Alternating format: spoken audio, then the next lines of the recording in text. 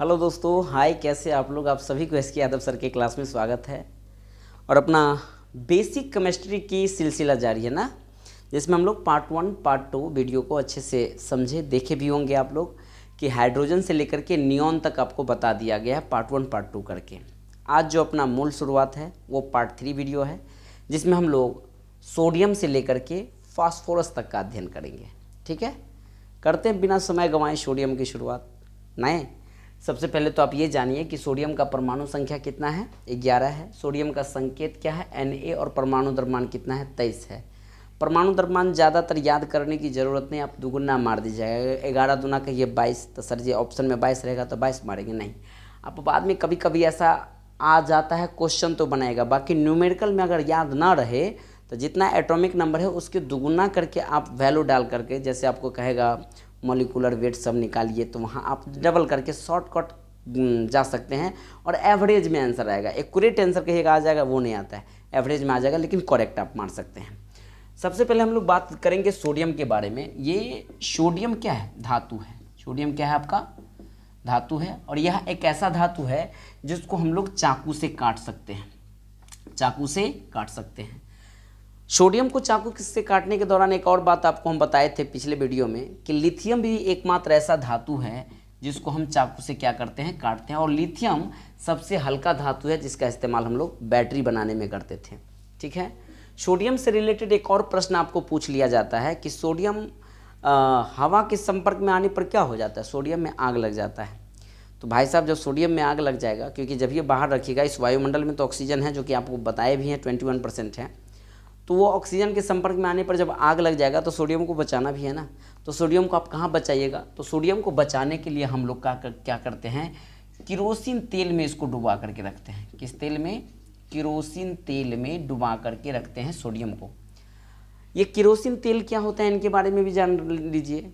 अपना मुंबई हाई का नाम सुने होंगे, मुंबई के बगल में ही पड़ता है मुंबई हाई, हाँ। वहाँ से पेट्रोलियम निकलता है। क्या निकलता है, पेट्रोलियम।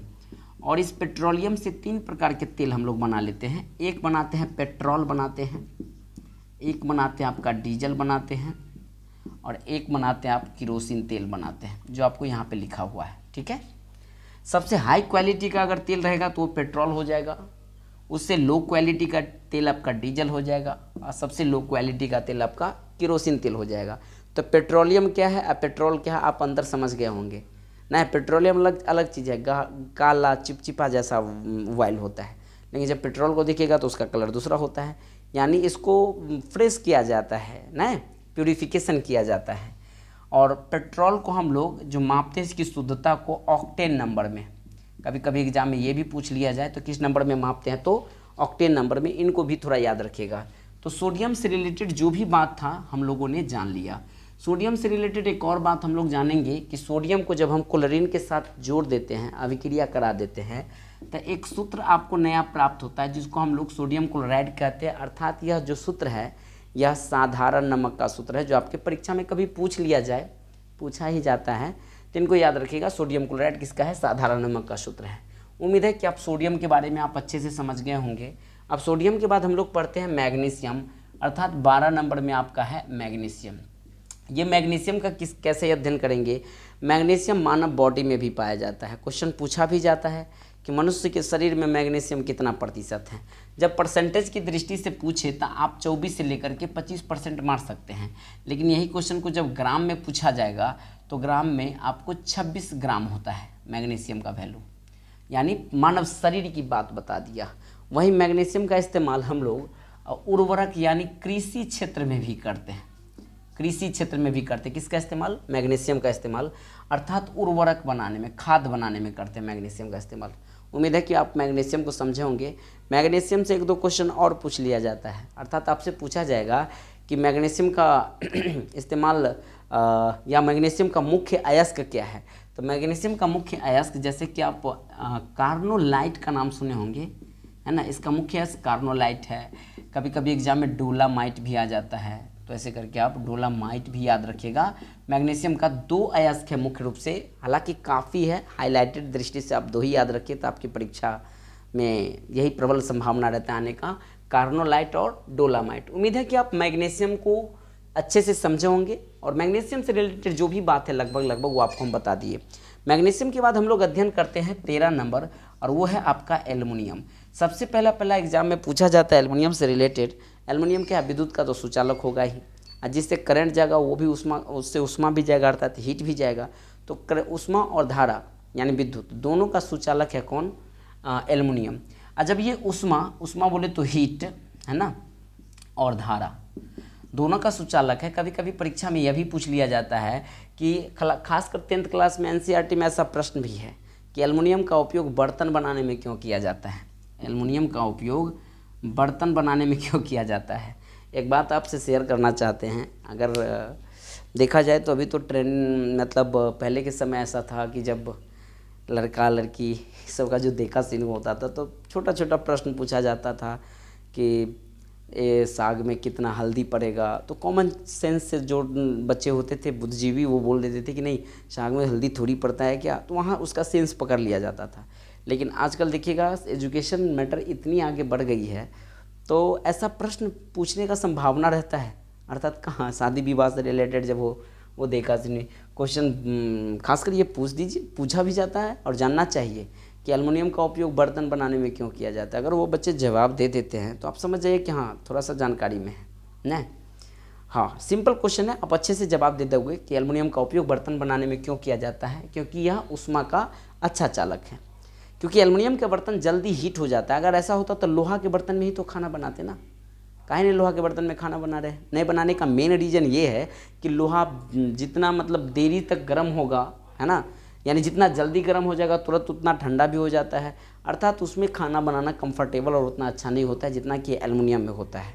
तो सीधा सीधा जब आप लिखिएगा 10th क्लास में ऐसा प्रश्न आ जाए तो एल्युमिनियम का उपयोग खाना बनाने वाले बर्तन में इसलिए किया जाता है ताकि वह ऊष्मा का अच्छा चालक है। इससे खाना जल्दी पक जाती है, गर्म हो जाती है, जल्दी पक जाती है।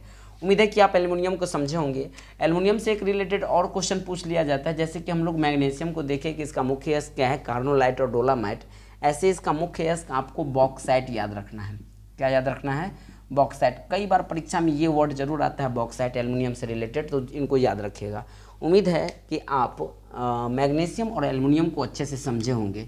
मैग्नीशियम और एल्युमिनियम के बाद हम लोग अध्ययन करते हैं सीधा 14 नंबर, और वो है आपका सिलिकॉन। सिलिकॉन का संकेत क्या है, SI है। परमाणु संख्या 14 है और द्रव्यमान है आपका 14 दूना 28। सर जी 28.1 है, कोई दिक्कत नहीं है, आप 28 भी बोल दीजिएगा तो काम चल जाएगा। 0.1 पर कोई मैनेज नहीं रखता है। हाँ 28.6 या 7, 8 रहता तो आप उसको 29 पढ़ सकते थे, जिसको हम सिग्निफिकेंट मान कहते हैं, यानी संयुक्त मान कहते हैं। ठीक है, चलिए सिलिकॉन के बारे में पढ़ते हैं। सिलिकॉन का उपयोग हम लोग करते कहाँ हैं, सिलिकॉन का उपयोग हम लोग करते हैं जैसे कि मोबाइल के सिम कार्ड, मेमोरी कार्ड जो होता है, और माने कंप्यूटर में जो भी छोटा छोटा ट्रांजिस्टर्स फॉर्म में जो येलो पार्ट, जैसे कि आप ATM कार्ड में भी देखिएगा पीला पीला पार्ट होता है ना, हाँ सिम कार्ड में भी देखिएगा येलो टाइप का पीला पार्ट, वही तो है सिलिकॉन। तो मोबाइल के मेमोरी, सिम कार्ड, ठीक है, मेमोरी कार्ड, कंप्यूटर, ठीक है, इन सारे इंस्ट्रूमेंट में हम लोग किसका इस्तेमाल करते हैं, सिलिकॉन का इस्तेमाल करते हैं। और सिलिकॉन न धातु है न अधातु है बल्कि उपधातु है। टोटल एलिमेंट की संख्या आपको हम कितना रटाए थे, टोटल एलिमेंट आपको बताएं कि प्रामाणिकता की दृष्टि से किताब में हालांकि 114 लेकर के चल रहा है, बट खोज हो चुका है 118 का। आपके परीक्षा में लगभग यही आंसर लिया जाता है, अगर ये ना रहे तो आपको ये ले लेना है। इसमें धातु होता है ना, पूछ दिया जाता है कि धातु की संख्या कितना है तो 92 है, और धातु की संख्या कितना है तो अधातु की संख्या आपको 22 है, और उपधातु की संख्या कितना है तो उपधातु की संख्या 7 है। इस 22 और इस 92 धातु में एकमात्र ऐसा धातु है जो लिक्विड फॉर्म में होता है जिसका नाम है पारा अर्थात मरकरी Hg, और अधातु में 10 आपको ठोस अवस्था में रहेगा, 11 जो होता है आपका गैस फॉर्म में रहता है, और एक है जो आपको लिक्विड अवस्था में रहता है जिसका नाम है ब्रोमीन। क्या नाम है, ब्रोमीन। कभी प्रश्न आ भी जाता है कि उस धातु का नाम बताइए जो द्रव अवस्था में पाया जाता है, तो वो होता है आपका मरकरी बोले तो पारा, और उस अधातु का नाम बताइए जो द्रव अवस्था में रहता है तो वो ब्रोमीन। इससे भी रिलेटेड क्वेश्चन पूछ लिया जाता है कि कितने ठोस है तो 10 ठोस है, कितने गैस है तो 11 गैस है, और उपधातु की संख्या 7 है। यानी उपधातु में वैसा मेटल कहा जाए जिसमें धातु वाला भी गुण पाया जाता है और धातु वाला भी गुण पाया जाता है, उसे हम क्या कहते हैं, उपधातु। और इसी उपधातु में आपका क्या आता है, सिलिकॉन। तो कभी परीक्षा में पूछ लिया जाए कि सिलिकॉन क्या है, तो आपको जवाब देना है उपधातु, जिसका इस्तेमाल हम लोग कहाँ करते हैं, मोबाइल की मेमोरी, सिम कार्ड वगैरह समथिंग, यानी कंप्यूटर वाले ट्रांजिस्टर, जो भी समझिए इलेक्ट्रिक चीज़ होता है लगभग उसमें आपको सिलिकॉन का इस्तेमाल किया जाता है। सिलिकॉन से एक नाम आ जाता है याद, क्योंकि कई बार परीक्षा में पूछ लिया जाता है कि सिलिकॉन सिटी के नाम से, या सिलिकॉन वैली, एक होता है सिलिकॉन सिटी, एक होता है सिलिकॉन वैली, यहाँ भी फंस जाइएगा। देखिए आपसे पूछा जाए सिलिकॉन वैली, तो सिलिकॉन वैली के नाम से आप अमेरिका में जाइएगा, USA कहा जाए, USA, संयुक्त राज्य अमेरिका में एक शहर है जिसका नाम है कैलिफोर्निया। हाल ही में ये बहुत चर्चा में था क्योंकि यहाँ आग लग गया था, जंगलों में भीषण आग लग गया था, जिसकी वजह से अमेरिका को अपार क्षति की उठानी पड़ी, माने काफ़ी हानि हुआ, बहुत बड़ा इमारतें, बिल्डिंग सब जल गई कैलिफोर्निया में। ये लगभग 2 महीना पहले की घटना है।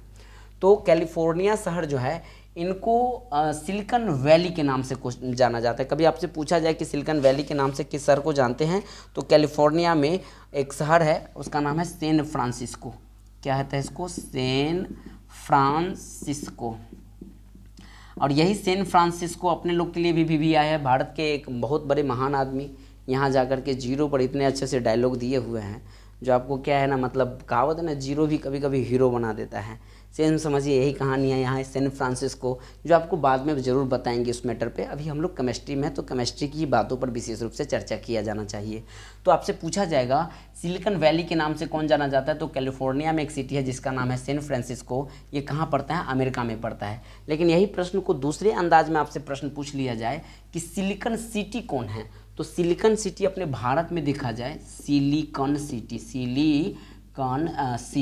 सिलिकॉन सिटी के नाम से आपको बेंगलुरु को जाना जाता है। बेंगलुरु को सिलिकॉन सिटी के रूप से किसे जाना जाएगा, बेंगलुरु को। तो हम लोग 2 चीज़ों का अध्ययन कर लिया अभी, सिलिकॉन वैली कहाँ है और सिलिकॉन सिटी क्या है, और सिलिकॉन का उपयोग कहाँ कहाँ किया जाता है। सिलिकॉन के बाद हम लोग अध्ययन करेंगे फास्फोरस का, और फास्फोरस के बारे में जानते हैं कि इनका संकेत क्या होता है, P। परमाणु संख्या कितना है आपको, 15 है, और परमाणु द्रव्यमान कितना है, 31 है। फास्फोरस का इस्तेमाल हम लोग कहाँ करते हैं, फास्फोरस देखिएगा ज़्यादातर हड्डी में भी होता है फास्फोरस का, प्लस दांत में भी होता है फास्फोरस का इस्तेमाल।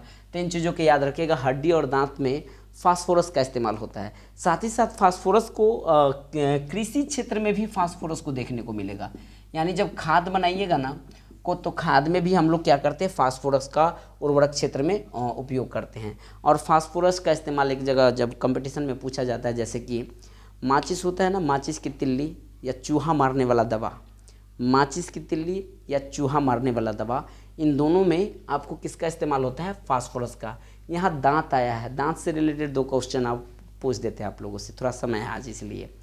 टोटल मानव जीवन में कितने दांत होते हैं, तो मानव जीवन में टोटल 52 दांत होते हैं, अर्थात 20 जो दांत होता है वो दूध की दांत होती है, जो लगभग 12 वर्ष की उम्र तक टूट जाते हैं, और 32 नए दांत आते हैं। तो 32 और 20 कितना हो गया, 52।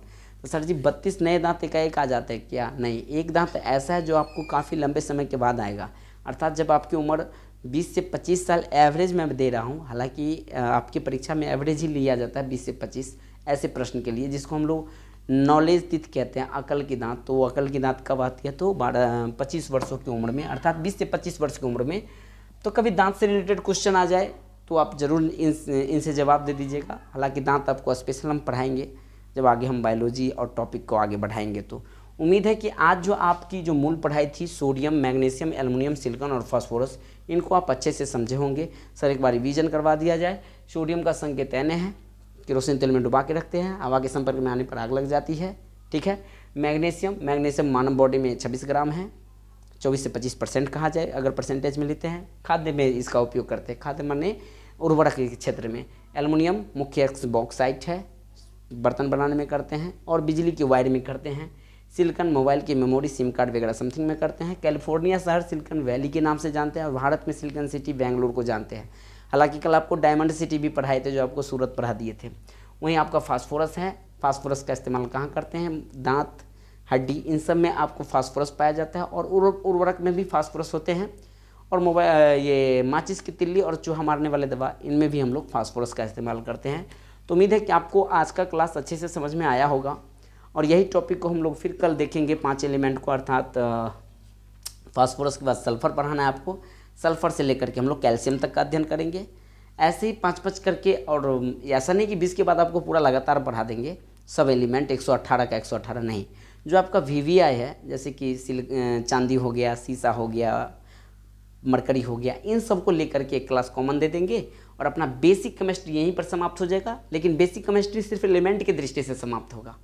आपको आगे की जो बात होगी, जैसे कि हमको कैसे इलेक्ट्रॉनिक विन्यास निकालना है, उसका आवेश कैसे निकालना है, उसकी वैलेंस इलेक्ट्रॉन क्या है, कोर इलेक्ट्रॉन क्या है, किस ब्लॉक में है, ये सारा चीज़ आपको बढ़िया से बताएंगे। बहरहाल आप सिर्फ एलिमेंट का अध्ययन करते चलिए। ये तो मैं एक्स्ट्रा में आपको बता रहा हूँ, कॉमन क्वेश्चन जो भविष्य में काम दे दे ना।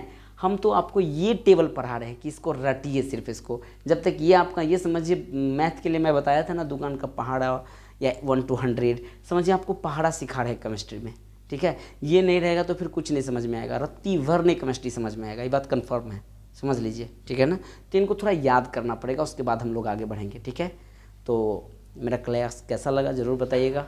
लेते हैं हम आप सभी से विदा, तब तक के लिए आप सभी को good day, take care, all the best. जय हिंद, जय भारत।